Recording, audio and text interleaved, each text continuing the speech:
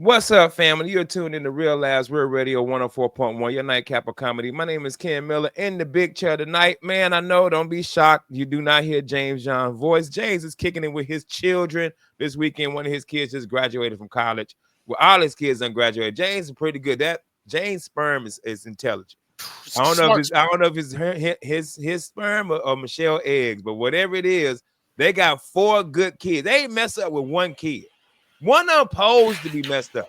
One of them supposed to be a criminal. One of them supposed to be the Joker. Yeah. You got to have a villain out of the 4 kids. Yeah. They all good kids, bro. Like that's crazy. He's got levels. James' grandkids are going to be murderers. Oh yeah, them grandkids about to kill everybody. Bro. Grandkids are going to be murderers. He's Smoke and Stack are his grandkids. You know. Jordan Virtual Studio, my comedy brothers, the man that pays our bills, from the law office of Kaufman and Lynn, and the Under Oath podcast, taking thousands of people to movies since before BC, baby, before COVID. Mr. Jeff Batman Kaufman. Jeffrey, how you doing, my brother? I'm doing good, man. I can see now. You know, I went to Philatowski and I can see. Yeah. So y'all been listening. Jeff getting the laser in his. He getting the contra laser. I'm getting the refractor lenses. You got the factory. So they actually cut the eye and they stick the lens in. They stick the lens in because I don't qualify for LASIK. So they take my lens out and put a new lens in. And I'm saying 20/20 out of my right eye, but I got to go in Tuesday and I got to get the Terminator eye for the left eye. Good for you, man. Shout out to Philatowski, bro. I don't know any other Philatowskis, by the way. I don't know any other Philatowskis. I don't know any other Van Drosses. And I ain't never met a chestnut. It's Morris Chestnut. Tell me, you ever met a chestnut? I've never met a chestnut. That's it, bro. Morris Chestnut is Joey's the only chestnut. Joey. Joey Chestnut. The hot dog guy. He eats all the hot dogs. Oh, okay. I didn't know that. Joey, Chestnut. Hey, Joey Chestnut sounds like a bookie. Hey, Joey Chestnut, come by. You give him that money? All right. You go tell Southside Slim we good again. Smoking Stack, yo. The other voice you hear is the man who helped get this thing started, Mr. Miguel Colon Jr. Man, before we came on the show, Miguel had called one of his homeboys up because he got a dope-ass story to tell us, man. Miguel, what you got for us, brother? All right, so I called up my homeboy Matt from hornblasters.com. If you're looking for a train horn kit, go to hornblasters.com. He don't promo us, but that's my homeboy I love. Matt from Horn Blasters is good friends as former neighbors with Ric Flair. And because of Matt, I have become friends with Ric Flair to the point where it's really nice, man. Ric Flair is a real cool dude. You guys were talking to him on the break about how people come up to him and go, woo, Rick loves it. Rick, like every time I talk to Rick, if I FaceTime him and he's with Matt or together, his answer to the call is woo, and then I'm like woo, and I'm just pumped after that. Like I don't care what we're talking about, I'm pumped. So Rick's been a cool dude, man. Hey, man, I'm telling you, Rick has been through a lot. Rick has been through a time where he was going through a lot of financial instability. I've only known Rick now the past year and a half, so it's old, doing well. Ric Flair, who embraces his legend, his everything. The 3 things Ric Flair loves is he loves his fans, he loves the ladies, and he loves a cocktail. And when you with Ric Flair, he'll do all 3 of those all night. All night, bro. All night. But Rick really loves his fans, and he really appreciates their support. And he also really appreciates his time in wrestling, man. Like, he loves it. And he talks highly of it, and he's proud. But recently, a situation happened that I want to help clear up that also is an interesting story for you guys. On Friday, Matt came over to hang out with me and some of the guys. We had a rapper by the name we had a rapper by the name Adam Calhoun who came into town, and he was filming something with Mike, and he filmed something at Busey's house and came over. And so Matt came by. We all came by. Matt's a great friend of ours from Tampa. But Matt was stressing because Matt took Ric Flair's watch to his buddy. His buddy owns a pawn shop, and that pawn shop does cleaning, watch repair, all that stuff. And it's a high-end pawn shop. I know it sounds dumb, but it's a high-end pawn shop. And the guy who owns it's a great guy and friend. So he took it over there, and he took it to get repaired, the bezel repaired. And what happens is somebody took a picture of the watch. Somebody, I don't know who. They took a picture of the watch back and front. The back has an engraving on it. and they posted on Reddit that Ric Flair had pawned his engraved 70th birthday watch that was given to him by the WWE itself, and it was engraved in the back by McMahon with McMahon's signature, and it had a beautiful message that Rick had never shared with anyone, and they posted the pictures. So Matt got on the offensive, man, and or the defensive. He started calling up everyone he could. He got the pawn shop to issue the letter saying this watch was supposed to be taken in for cleaning and repair. This watch is not for sale, because Reddit went wild with it, and they were like, Ric Flair's under financial trouble. Ric Flair this, and then WWE Reddit took it over. All these Reddit pages took it over, and it was a nightmare because the back of the watch, I mean, it had a super personal message. It was signed by Vince, Linda, Shane, Marissa, Paul, and Steph, like McMahon's. It was all there. And how big a watch is this? Oh, it was like they had taken their signatures or the things and lasered it. But it was a huge deal. And Matt was like, Rick's gonna wake up in the morning and feel like his trust has been violated. He's like, he's my friend, my neighbor. We've known each other for a long time. And Matt was like, Rick wakes up in the morning, man, and he's going to slowly start. People are going to be calling him. People might be like, hey, what's going on? Are you in financial trouble? He's getting texts before the morning. He's getting emails before the morning. He's getting messaged before the mornings. People are lighting him up at 2 a.m. probably. Matt was able to get it, like the person who originally posted it on Reddit, they pulled it down. There was a lot of stuff got done. There was a Facebook page that was about it. We just messaged them, and the Facebook page was really nice. They're like, hey, we were just reporting the story. And Matt was so cool. But he's like, no, you guys aren't bad guys for reporting what you thought was a story. He's like, but this is the real information. And so they added to the post. So who at the pawn shop did him wrong? We don't know. We're working on that part. But who you mean somebody's handing that Rolex around? They know who did it. This is a Rolex, not like a lamp in but there. They don't know who posted the picture. It's well, who took the picture? We don't know. It's a jewelry repair in there, and there's like 6 people there, so you don't know. You don't know exactly who. But the best part about this is, I go to Matt. This has been like 2 days now since it happened, guys. We record over the weekend, and Matt was real worried, and I was like, "Damn, how's Nature doing?" And he's like, first thing in the morning, Nature called me up, said, "Hey, Matt, I'm gonna be going out of town. Man, you gotta tell me where the cool bars and some girls are." And I was like, that was Nature's concern. He wasn't concerned yet about the watch. No. Matt explained up to him, and he was like, okay. I hate that. He was like, I hate that, but that's all right. But it was one of those where like we were all like working together. We formed a team. We were getting on the phones. We found a picture that day of Rick somewhere wearing the watch because he got the watch back. This got posted after he got the watch back. So we found a picture of him that day, and we were like, see, Ric Flair's wearing the watch today. This is.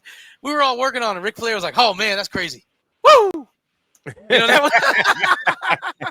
Rick should have probably done a cool video on it. He didn't even care. He was just like, oh, man. I thought it would be funny. It'd be a good opportunity to do on TikTok. He probably got 1 million views if he did that. But if you Google, here's the thing, though, guys. If you do. Oh, it ain't never getting off. Oh, no, man. It's really, I haven't found it anywhere. But if you Google Ric Flair watch, hold up. Ric Flair Rolex. The first story comes up. Ric Flair lost his Rolex in a bowl of spaghetti. And that's a story from, I guess, years ago. And then, Ric Flair threw his Rolex into spaghetti.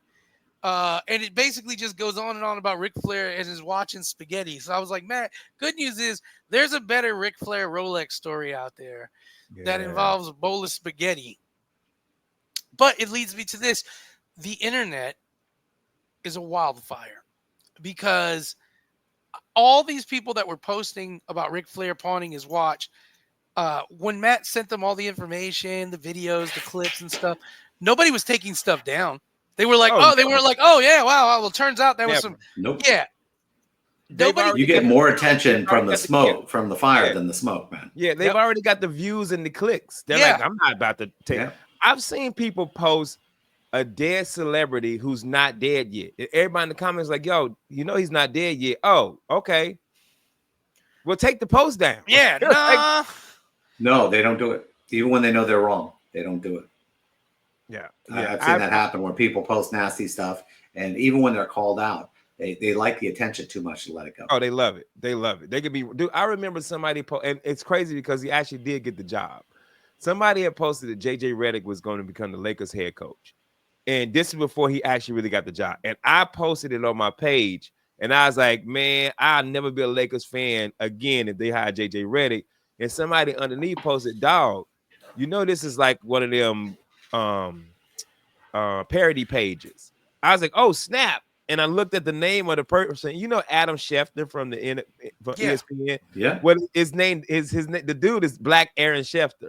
I said, oh, I didn't even notice that. I just saw JJ Redick and went, wow. I didn't even look at who posted it. Yeah. Dude, I deleted that thing right away, bro. Yeah. I took it right down. And then 2 months later, JJ Redick gets hired as the Lakers head coach. Back at it. But he wasn't hired yet and wasn't there. So I was like, well, let me go ahead and take it down. But yeah, I feel like people don't click and comment and they got shares. Hey, did you see that when the Lakers got bounced out of the playoffs? You know, nobody was talking about that trade anymore being, oh, that trade was the best now. Because everyone's going, well, they didn't survive the first round of the playoffs with them. When President Trump posted that Trump Gaza video and people were like, the president posted this, I was like, hey, y'all need to chill out. There's no way to oh, goddamn, he did. I was like, it's the same thing with that Pope picture. People were like, oh, the president posted this picture of him dressed like the Pope. I said, hey, man, there ain't no way. Oh, goddamn. I was like, well. Yeah, man. See, that's called immersion therapy. If you post enough crazy stuff, nobody's surprised anymore. You know, that's Kanye. Hey, Kanye came out with the craziest album. The thing about him and his nephew. Yeah. Fellatio. I'm just like, Jeff, I don't know if you heard the story, but I heard it. Yeah. I heard it. But after the Nazi shirts, nobody paid attention. Right, Jeff. That's my favorite part. Once again, shout out to the Black community for only caring about homophobia. Because Kanye was coming out with Nazi shirts, and they were like, hey, Kanye, wow. Kanye said he gave fellatio to his cousin. Said, he gay. We can't listen anymore. He crossed the line. Yo. You heard that stuff he was talking about, anti-Semitic. Everybody got right to have an opinion. But you heard he suck his cousin D. Ew, he gay. Yuck. Ugh. Get him out of here. Kanye, bro. Hey, man. At some point, somebody got to put him in a padded room here soon. Yeah, man. But I don't know if Kanye really crazy, or he really, really wants this attention. Or like you said, Jeff, he just posting so much stuff. You just like, hey, you can't bet. He is the Britney Spears of now. You know, because they need to lock him up. They got to get a conservatorship. Then everyone's say free Kanye. Then we got to go through that for like 3 years. That's what we're dealing with. That's wild. But it's dope that Rick didn't care. But I feel like most celebrities don't. Yeah. I feel like most celebrities like, man, I got money. Where's my Rolex? That's what I'd be concerned about. Where's my watch? Where's my watch at? I don't think Buddy was scared because of the friendship. But Matt was scared because he felt like he betrayed him by doing a favor. Friends with a celebrity like that, and you hanging out and you don't want to do Russell is probably the most famous person I know. I'm talking about people know Russell Peters. And anytime I'm with him, I make sure I don't do nothing. Like I do something stupid with y'all because y'all my homies. Yeah. But when I'm with him, I am professional, bro. Yeah. Because I don't want to do something that mess him up. And then he like, well, Ken, like the crazy girl that was stalking me and him and was telling Russell, Ken told me to reach out to you. And I had nipped that quick in the bud. I was like, your homeboy. Let me get on ready to end this real quick. Right now. And Russell was like, oh, it's cool, man. I knew you wouldn't do nothing like that. But me, I'm in panic mode thinking, oh my God, he's never going to take me on the road again. And he's like, you good. Now, Mikhail, I kind of want to talk about this, and I got a feeling you want to shut this down a little bit. But if I trust somebody, can we do this real quick though? We got to hit the commercial. We got to hit the commercial, and we come back. We'll bring up some more on this topic, man. But good topic to talk about. But we'll be right back. Real Labs, Real Radio 104.1. Woo! Real Labs, Real Radio 104.1. Your nightcap of comedy. My name is Ken Miller in the big chair tonight. Guys, do us a favor. Go out there, follow, like, and subscribe, man. And make sure you comment, leave us comments and everything, and we'll give you a shout out on the radio. Join the virtual studio with Miguel Colon Jr. and from the law office of Kaufman and Lynn and the Under Oath podcast, Mr. Jeff Batman Kaufman, taking thousands of people to the movies since before COVID. So we were still talking about the Ric Flair issue, man. And Jeff was about to bring up something. Yeah, I'm a little. I'm gonna be straight with you. I've had to deal with celebrities and privacy, and as an attorney, I got client privilege. I got a lot of stuff going on. Now, in the situation where your buddy says, listen, I got this, I'm going to hand it to somebody I trust. Okay. And this pawn shop, somebody there, basically makes a customer look really bad. I mean, if it was my client and some doctor posted a picture of the client doing something and I'd be certifiable with this person. And I can tell you in a shop situation, especially when you're dealing with an expensive watch, if the Rolex is anything over $1,000, I mean, this is an expensive piece of jewelry. It's not left out. It's not stuck in, left on a table overnight. So who's handling this or who's not handling this watch. It's like having a gold bar. You don't screw around with a high-end Rolex. So somebody knows who took the picture. I guarantee it's on somebody's phone. And if I was the owner of that place, I'd say, do me a favor, everyone take out your phones. And you guys are affecting my reputation as a business now because I look like a clown. Could you ask them all to take out their phones though, Jeff? I mean, I would. But you don't have the right, as an owner? I'd ask them. Yeah. They don't have to. Yeah. But I'll tell you what, the one person who ain't taking out his phone is the one who did it. Yeah. So, I mean, in the situation like this, I would ask. I said, wait a minute, somebody in here, I had a high-end client that you embarrassed by posting a picture out there. And you know what's funny? Hold on, Miguel. I got this. Yeah. That picture that's been forwarded, you can get that picture and find out when it was taken, and it's in the metadata. Oh, yeah. All the metadata. I guarantee if somebody wants to check, hey, we got listeners out there. You find this photo, the first one who gets the metadata to me, $50. You bring me the head of this dude. $10,000. You bring me his head. $20,000. Half for Franklin. I'll give you that personally with one of my Stanley Cup KEL mugs too. Hey man, Dolphin Lid mugs. This dude said to bring me his head for $20,000, yo. $20,000. You bring that man to me. $30,000. You let me have a conversation with him before we do it. Oh my goodness, man! I want him dead. I want his family dead. I want his house burned to the ground. I don't like it, man. I don't like it. It's a problem. On the ashes. Hey, look, hey, Miguel, you do all of that, and Ric Flair's like, "Woo, yeah." Ric Flair's like, I'm like, the whole family. What? I bring him a box, and I'm like, Rick, inside his box is something very important. It's like the dude's head. Rick goes, before you do that, hey, put the pawn shop guy off the hook. I know how it is, man. He just wanted to post something and look cool. It's not a big deal. Tell him what? Tell him I forgive him, and I'd like to meet him, personally shake his hand. Okay, Rick. You will be able to shake his hand. Either of them you want, because I got him in these two boxes. And technically, you're going to meet him. Let me see. I got to get on my phone real quick. Hey, let the family go. Let the family go. Well, how many of them? Okay, let the daughter go. Ooh, she going to be all right. I'll take it. Rick, I'm going to need like $100,000 to pay this kid so that they can live. It got a little wild. I made some talk on the radio. I offered $20,000 for a head. I didn't realize how wild people in Tampa were. I got 9 heads of pawn shop workers. I don't know which one it is. Hey, pawn shops that Watch didn't even go to. Yeah. People go we to took it to the trophy shop so you can hang it. I got wild with it. Yeah. We got this mounted. I got a bunch of heads here, Rick. Is that Chumley? Yeah. My bad, dog. My bad, dog. Hey, you said pawn shop. You didn't say which one, though. I didn't say which. We got to get authenticated to see exactly how much it's worth. So we're going to bring somebody in. We got an expert coming. I got this head here. Thing about it is, I don't know what it's worth. So I'm going to call my head guy. He's going to come over. Best I can do is $5,000. Best I can do, yo. I got to put this head on the wall. I got to sell it. You know? Hey, Coffee. So you deal with a lot of client privilege type thing. Have you ever had an employee release something out like that shouldn't have been done? No. This interview's over. I've seen it happen by other firms, but I mean, for example, I'm gonna tell you, I get a lot of cases where some stuff happens to people's junk, and we get like 200 pictures of somebody's junk. And I feel bad for my paralegals because I had this one female paralegal who finally left after seeing this guy's junk like 400 times because he had to take better pictures of it. And I'm like, you got to get rid of that stuff after the case is done, and you can't put it out there. But yeah, some people try to. What was wrong with the dilly? What he got? His son got. He got burned, man. Oh, I got they dumped something in his lap, and he got a bad burn, and it was like, people think, oh, it's like McDonald's. No, we've already talked about that. A burn is a burn. It don't matter where it happens. But I remember my paralegal came in my office. I could tell she looked at another picture because she always walked by my door with that look on her face. Another picture.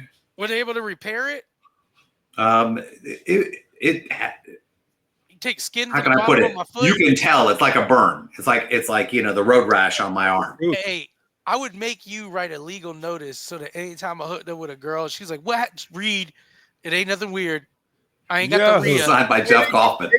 Got the Kaufman stamp at the bottom. I got a picture with a picture. Hey, I'd have a QR code tatted on it, and she'd take her phone and be like, "Hi, this is the law office of Jeff Kaufman. You're seeing Randy's penis. First of all, as of date to this video, you are in no worries of an STD. That's just a coffee burn Randy got when he went to the local Starbucks and got into an altercation about how his name was spelled. Anyway, have at it. Enjoy. Law office of Jeff Kaufman are not responsible for any STDs that were found on Randy's penis afterwards." Yep.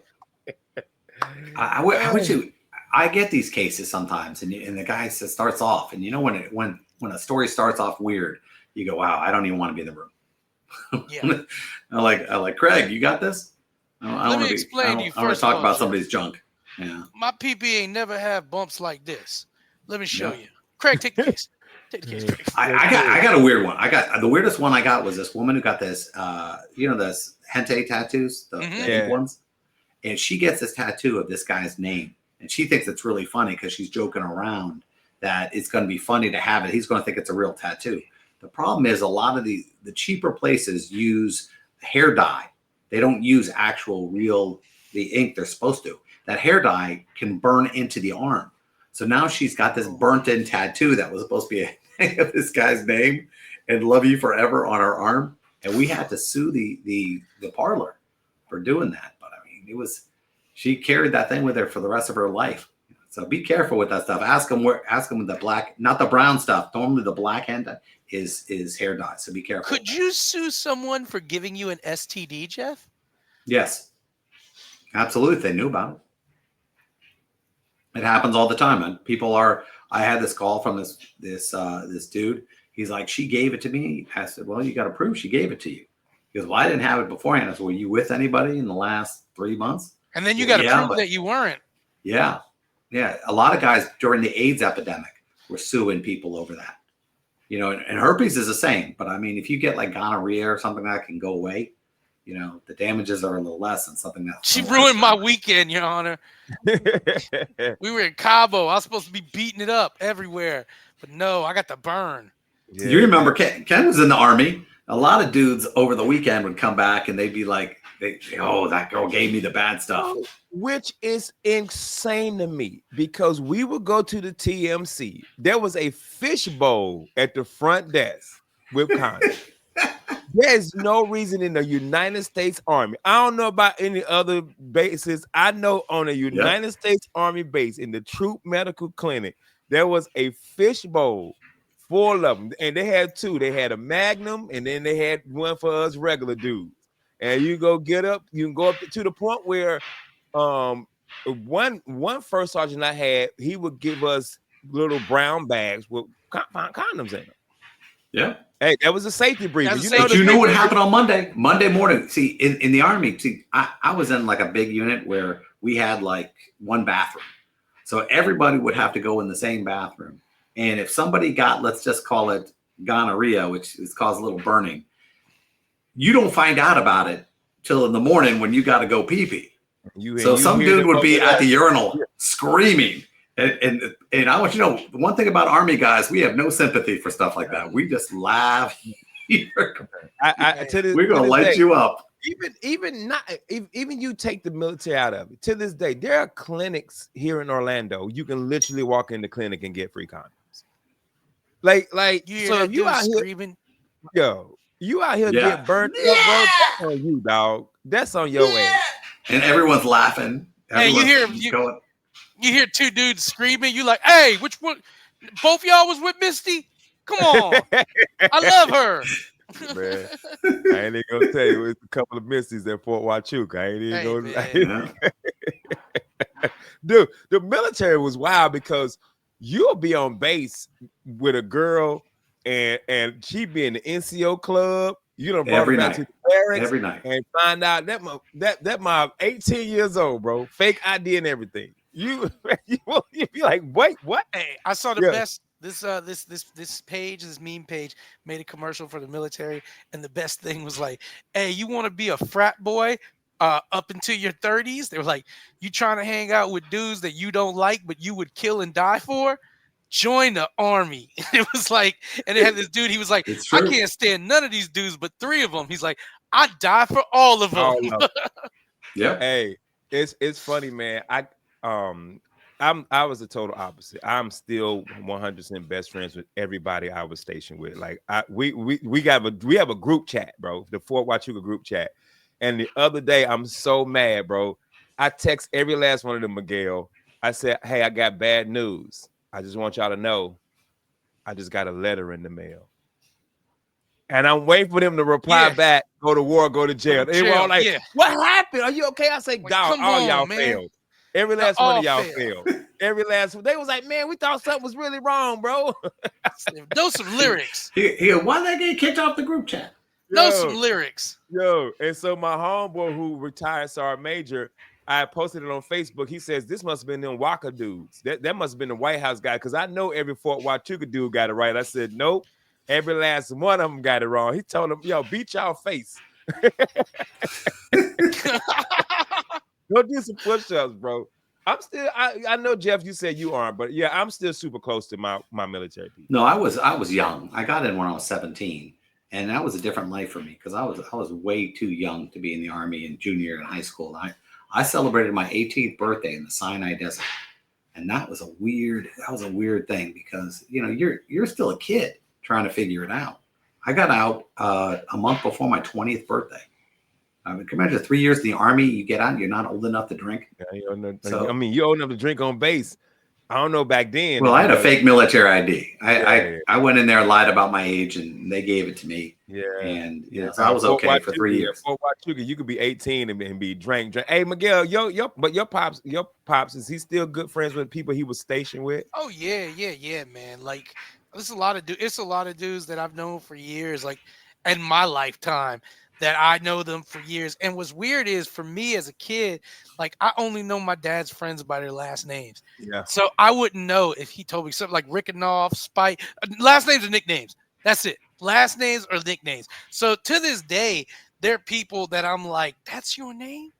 Like I've known you. I have known you for. My dad's got a homeboy who's Native American dude named Spotted Horse. And that's it to me. I don't know if it's Carl, if it's Jimmy, if it's something. It's just Spotted Horse. That's his nickname. And it was a cool. Gobbledygook is not your real name? Yeah, right. It's like being in Boston. All these people are these weird. My brother has a weird name for everybody. He lives in the combat zone in Boston, and he's kind of messed up. And he's got when I was hanging out with the governor, I don't think he's the real governor. That's not his Christian name. You know. Hey man, well, we gotta go to commercial break. So if you ever around me and my military friends and you hear the name Butt Naked, that is my nickname. But we gotta take a commercial break, man. We'll be right back. Real Laughs, Real Radio 104.1. Real Laughs, Real Radio 104.1, your nightcap of comedy. My name is Ken Miller in the big chat tonight. Go out and follow us, like, subscribe. We appreciate it. Miguel Colon Jr. and Jeff Kaufman from the Law Office of Kaufman and Lynn and the Under Oath podcast. We were talking about something in the last segment. And even, I know Miguel grew up in a military family. Kaufman 3 years Army, me 9 years Army. I call people by their last name. It's certain people like in the comedy world. Mike Hurley is Hurley to me. I have never called Mike. David Jolly's Jolly. Jolly's always been Jolly. Now I would Kaufman say this has always been Kaufman. I've never called you Jeff. But I never call you by. You notice I never call either one of you by your last name. No, you always call me by first names. Yeah. But that's because you got to put some respect on it. Yeah. But no, I would say this though. I would be honest. There are times with people that I only call by their last names that if I'm using their first name, it's almost this is really big.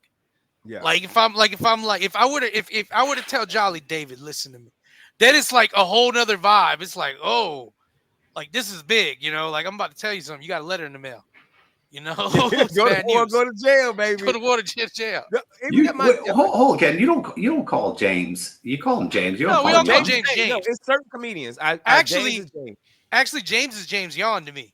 Yeah, I say I James. call John. James by his full name. James does get his full name. Yeah, I'm like James James Yon. gets his full Yeah. name. Well, that's because all the times he got molested, you feel bad for him. Yeah, that's not James Yon. Dude, you know, I never even thought about that. I do say James John. I say James Yon all the time. I'm like James Yon and be blah blah blah. Like, and it's not like I have 30 James in comedy.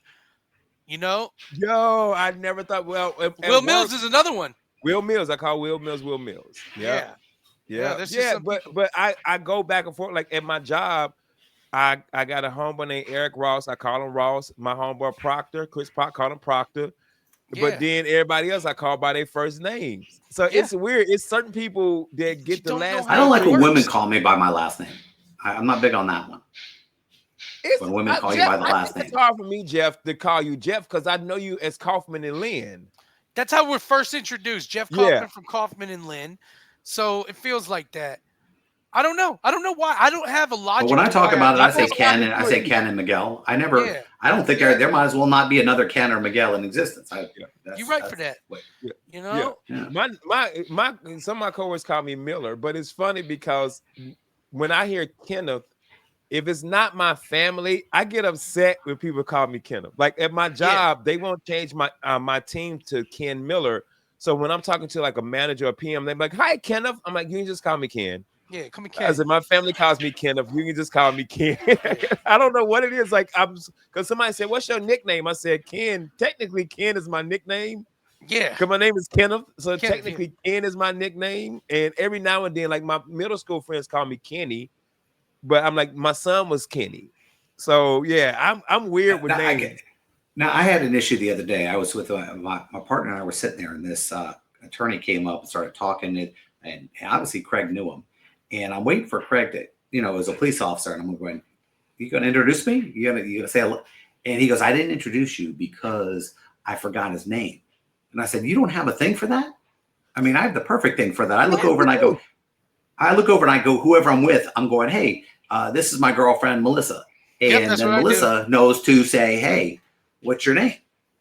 But he just let me hang in this big meathead cop who was sitting there. And I know all cops aren't meathead, but this was a pretty meathead looking dude. And he wouldn't like say hello to me. I'm like, "Dude, my billboard's right there. You better say hello to me." Yeah. Hey, and yeah, I do the same thing. First of all, Apopka PD, not meathead. Shout out to Apopka PD for if y'all listening for kicking the homeless dude out the back of the house. But look, Jeff, I do that with my wife. I say, "Hey, this is my wife, LaShawn." My wife knows. Yeah. Be like, "How you doing? And what's your name again?" My wife is exactly. Yes. Have you guys ever seen comedian Mike Goodwin talking about how white people have the best nicknames, how they have superior nicknames? Mike Goodwin, great. Yeah, I just saw that clip. Did you send that to me? I may have. May have. Jeff, the idea about is white people have superior nicknames because he says white people nicknames can be their nickname that they print on a business card. He's like, white people got nicknames like Rusty, Hank, Dick, Chip. He's like, and they could be a Supreme Court justice and keep their nickname. He's like, "This is Supreme Court Justice Chip Johnson." He's like, that's a good name. I'm not worried. I respect that. He's like, black people nicknames can't travel outside their neighborhood. No. He's like, you can't have Supreme Court Justice Junebug. He's like, it's Supreme Court Justice Junebug. He's like, you're not gonna be like, "Hey, how's it doing? I'm Senator Pooh Bear." He's like, see, I made the mistake one time because in the military, sometimes they give a guy a nickname and you don't realize it's not his nickname. It's the nickname they use behind his back. Oh yeah. And I had this guy who was running this squad. His name was they called him Sergeant Slappy, and I was the medic attached to his unit. And I was, "How you doing, Sergeant Slappy?" And he looked at me like he was going to kill me in like 2 seconds. And I go, "Uh-oh!" And everyone was doing this to me. I said, "You need to tell me if he ain't aware of his nickname." Yeah, that's Slappy Winowitz. Call him Slappy Winowitz. We just call him Slappy because we call him jacking off. Oh, you ruining everything. You ruining everything. It's one black person who has a nickname that is actually used on TV. I don't know if you guys watch ESPN. It's an analyst. His name is Booger McFarland. Booger McFarland. Yes. Yeah. And Booger is the only person I know who had, and maybe Chad Ochocinco, but Ochocinco ain't a bad nickname. Booger is a bad nickname to me. When you like a celebrity, well, he chose his own nickname. You can use a nickname because Snoop Dogg, Ice-T, anybody like that. But when you're an analyst and it's like you got to earn your way up the ranks, like imagine this, man. He went to school for journalism. He went with sports journalism, but he probably had to intern somewhere. And they're like, back to the crash scene. We go now live to. Am I reading that right? Booger McFarland. Thanks, Dave. There's casualties all over. You want a bad one now? Universal, Nickel. What's the island they have? Nintendo World. Yeah. In Epic, they had the first character on one of the rides is Diddy. The little monkey from Diddy Kong? Donkey Kong. So everyone's like, can we even use that name anymore? Because that's supposedly where Diddy got his name. And everyone's like. And now Nintendo doesn't know what to do. We got this monkey named after this molester. What are we gonna do? I would be real with you, Miguel. And you're a hip hop fan like me. I ain't never called him Diddy. It's Puff. He always Puffy to me, bro. He's Puff to me. I ain't never called this man Diddy. I say Diddy because the trial and what's going on. Yeah, now they call him Diddy. I'm calling Puff, man. It's never been Diddy to me, bro. I can't call that man Diddy, bro. Diddy sounds like that's a family nickname. Hey, Diddy. Get over here, man. Help your mama with the chores. Yeah. He's Puff. He puffed me. I got a friend I grew up with. Her nickname was Tweety Bird. Yeah. She called her Tweety. I went home like 5 years ago and said, "What's up, Tweety? That ain't my name no more." Hey, no, dog. That ain't how this works. No, once you get named, you don't go away. It's the Gulf of Mexico, Tweety. Yeah. And the worst thing is if you nickname them, if you give them the nickname and it lasts forever, they never forgive you. Like my buddy used to wear these cheap shoes called Bobos. Yeah. And I called him Bobo Chapo when he was like 8. And he's like 45, right? 50. And people still call him Bo or Bobo. And every time I saw him, he goes, "You did that to me." Yeah. And I was like, "No, you did when you wore them Bobos, Bobo." Well, those $1.29. There was a song. $1.29. We had a whole song. My daughter, I know she tired of it. My daughter nickname for me is Nugget. Nugget, yeah. Nuggets. That's all she eats still to the day, chicken nugget. And so she was crossing over at Girl Scouts to the next whatever. And I said, "Good job, Nugget." And then all her friends call her Nugget, and she hates that. She cool with me calling her Nugget, but she don't want her friends to call her Nugget. And then Layla, her nickname is Bird, because her kissing mama had this thing about birds. And then Junior nickname was Junebug, but I'm like, I don't want to do Junebug because everybody from the South Junebug. Mm-hmm. And I told my best friend I grew up with named Duke, who I already hate the school. I said, we ever have kids, we're gonna name our kids after each other. When you kids, you be making this. So Kenny's nickname to me was Duke. I used to call him Duke. Dude, I have a homeboy. I didn't realize he was a junior. Everybody called him June. I literally thought June was his name. Like I thought June was his birth. I didn't know Junior was when I was a kid. My Uncle Junior. I didn't realize Junior wasn't a name when I was a little kid. Uncle Junior, that's crazy to me. I didn't know. I thought that was a black thing. I didn't know that everybody else did that. I thought it was a black. I thought it was a hood thing. You watch The Sopranos. Uncle Junior is Tony's Junior Soprano. Is Tony's uncle. I didn't watch The Sopranos, so I always thought when you Uncle Junior, like Kevin Hart got an uncle named Uncle Richard Jr. Uncle Richard Jr. Uncle June. Uncle June, and it's funny because I call my uncle June, and then my homeboy June. Like when we were in school, I never realized until one of those things probably was like a school ID or something. I'm like, Randall. He's like, yeah, Randall something Junior. I'm like, damn boy, I thought June was your Christian name. I thought it was gay, but whatever. Yo, that is funny, bro. That is so funny when you find out like. Somebody, dude, I had shout out to the Pillar Fort podcast, Amy LaCour and Rue Napasat. I had them on the show, and they taught me something I didn't even know. I didn't know T-Pain was Tallahassee Pain. Tallahassee Pain, man. I didn't know that, bro. Yeah. I didn't even know that, dog. I was like, man, y'all take the black card for the day. Yeah. You can have it. I did not know it was Tallahassee Pain. Tallahassee I thought it might have been Todd, Timothy or something. I ain't even know it was Tallahassee Pain, bro. Didn't even know that. We got a I got a homeboy And it's crazy, man, because he's the third, and so they called him Trey. Trey. I didn't know that for the longest time either. I didn't know that till we were adults. And he was like, it was when his Facebook page came up, and I was like, Trey. Okay. I just Trey. So if you the fourth, what is the fourth? Quattro. Quad, baby. Oh, Quattro. Because you got senior, you got junior, you got Trey, who is the third. What the fourth is? Man, you need your own identity, kid. Choose your own name. You living off everybody. Oh man, dude, I had so much to talk about. We got like 2 minutes left. I'm gonna throw this story out here real quick, man, and we're going to go.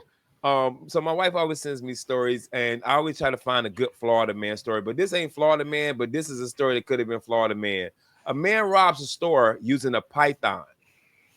What do you think? What do you think he stole, Miguel? First thing I want to tell you is he's from Florida. He just lives there now. Okay. What do you think he stole? What do you think he robbed the store with a python? I think he stole liquor.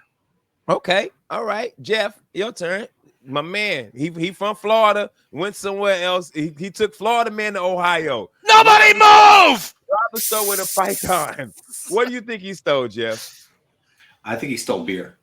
I think he stole beverages. What he steal? $400 worth of CBD oil.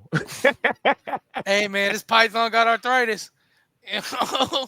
Hey, think about this too. You rob a store with a python, and then all of a sudden it starts turning on you. Nobody. Hey, somebody help. Hey, the python gets a conscience. Nah, yeah. I don't want to do this. I'm tired of your Oh man, but I had to put that story out there. But we got to get up out of here, man. I appreciate y'all for tuning in. Brand new shows all week, and we'll be back next week. Thank y'all so much for the support, man. We appreciate that. Miguel, what you got going on this weekend, my brother? This weekend I'm chilling. It's Mother's Day, so I'm gonna take my mom to see The Lion King with my sisters, and we're gonna kick it. All right, Jeff Kaufman on the O podcast. What you got going on this weekend? Who you got on the podcast, brother? God, I thought I'm off this one. David Blaine, baby. We got David Blaine, and then I got Jakey Boy all weekend because it's Mother's Day. So I'm looking forward to it. Nice. I am doing comedy this weekend because both my mama's dead as hell. So Sunday, May 11th, I will be at Circle Lounge in Sebring, Florida. 6 p.m. is the show. It's a Mother's Day event benefiting the Healthy Start program. So if you're in the Sebring area, make sure you come out and check us out, man. We truly appreciate y'all tuning in and listening all week, man. All brand new shows. Shout out to the Pillar Fort podcast too for sitting in, yo. They are amazing. And make sure you check out Rue's Menagerie at the Fringe Festival. Hey, and also to all the moms listening, happy Mother's Day. If you're a dad and you a kid, go out there, get your mama some roses, some flowers, some chocolate, cake, take her to the Funny Bone. Hopefully a fight break out, she get beat up. Just let her have a memorable weekend. That's all we want. But we got to get up out of here. That is Miguel Colon Jr. That is Jeff Kaufman. I'm Ken Miller. Shout out to James John. Hey, Jeff, tell him what to do. Take your ass to bed. Happy Mother's Day.